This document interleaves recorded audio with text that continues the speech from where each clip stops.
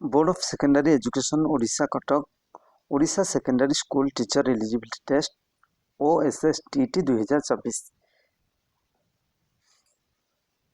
14/11/2024 notification टी आसी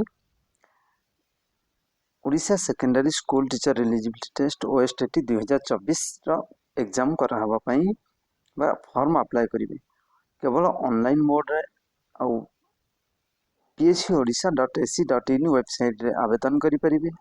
online link available हबो 19 नवंबर 2024 रु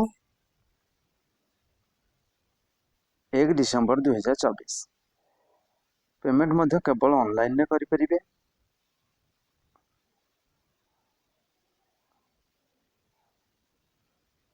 जदि आपण 30/11/2024 रे पेमेंट कले तेबे ऑनलाइन फॉर्म अपन सबमिट करि परिबे 1/12/2024 तक। प्रथम पेमेंट करबा को पड़ियो ऑनलाइन रे तापर आपण को ऑनलाइन फॉर्म सबमिट करबा को पड़ियो।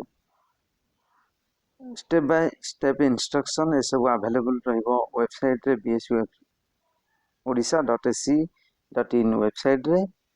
एवं जो माने कंटिन्यू करूछंदी बीड से माने मध्ये कंटिन्यू रो जो सर्टिफिकेट तार फॉर्मेट मध्ये अवेलेबल रहइबो ताको आपण एवं सिलेबस सब अवेलेबल रहइबो bsodisha.ac.in वेबसाइट रे ताको डाउनलोड करिवे एवं आवेदन करि परिबे।